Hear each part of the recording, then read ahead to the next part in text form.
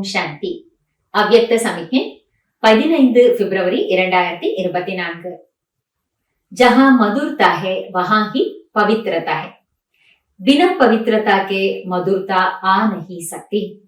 பாபா சொல்றார், எந்த இடத்தில் இனிமை இருக்குமோ அங்கே தூய்மை என்பது இருக்கிறது. தூய்மை என்பது இல்லாமல் இனிமை தன்மை என்பது அங்கே இருக்க முடியாது. தூய்மையும் இனிமையும் ஒன்றோட ஒன்று மிகவும் ஆழமாக தொடர்புடைய குணங்களாக இருக்கு. அதனால இனிமையாக இல்லை என்றால் அது அசுத்தத்தினுடைய அடையாளம். அதனால பவித்ரதா என்பவர் இனிமையோட மிகவும் சம்பந்தப்பட்டிருக்கு. பாபா சொல்றார், तो सदा मधुर रहने वाले सेवा के निमित्त बल अलग अलग स्थानों पर रहते हो, लेकिन मन तो मधुबन में रहता है ना. சதா இனிமையாக இருக்கக்கூடியவர்கள் சேவையின் பொருட்டு வெவ்வேறு இடங்களிலே நீங்கள் வசிப்பவர்களாக இருந்தாலும் மனதினால் நீங்கள் மதுவனம் என்ற இந்த இனிமையான இடத்தில் தான் வசிக்கிறீர்கள் இல்லையா? பாபா கேட்கிற, நம்ம எல்லாருடைய வீடு எது? மதுவனம். மதுவனம் என்றாலே இனிமையான வீடு, தேன் காடு இல்லையா? மதுவன் அர்த்தாத் மதுருதா சம்பன. மதுவனம் என்றாலே இனிமை நிரம்பிய இடம்.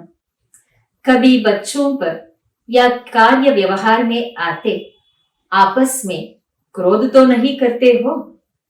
பாபா கேட்கிறார், ஒருபோதும் நீங்கள் காரிய விவகாரத்தில் வரும்பொழுது குழந்தைகளிடம் மற்றவர்களிடம் தங்களுக்குள்ளே கோபப்படுவது இல்லை தானே?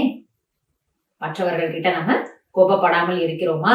பாபா கேட்கிறார் கேள்வி. கோய் கேசா பேகும். அப்ப நாம அதுக்கு ஒரு பதில சொல்றோமா? ஆமா பாபா, இன்னார் ஏதோ ஒரு தவறு செய்கின்றார், சொன்னால் திருந்துவதில்லை அல்லது மாறுவதில்லை, அதனால் கோபம் ஏற்படுது, ஏதாவது நாம காரணம் சொல்வோம். பாபா பதில் சொல்றார், कोई कैसा भी हो, अनजान बच्चा हो या बड़ा हो, लेकिन ज्ञान से तो उस समय अनजान है ना.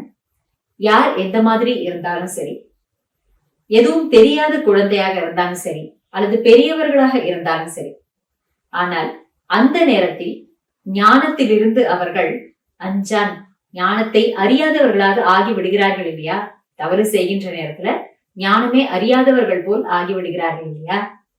அஞ்சான் கே ஊப்பர் கபி क्रोध नहीं किया जाता, रहम किया जाता है.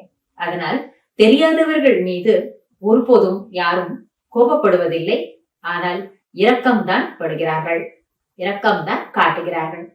அதனால ஒன்றும் அறியாதவர்கள் அப்படின்னு நீங்க நினைச்சிடுங்க. ஏனென்றால் தவறு செய்யும் பொழுது எந்த ஞானத்தினுடைய பாயிண்டும் அவர்களுடைய புத்தியில இருக்கிறது இல்ல. அதனால பாபா அஞ்சான், தெரியாதவர்கள் அப்படின்னு சொல்றாரு. ஞானம் தெரியாத அந்த வசப்பட்டு காரியத்தை செய்திடுறாங்க, அதற்கு நாம பதிலுக்கு கோபப்படுறோம்.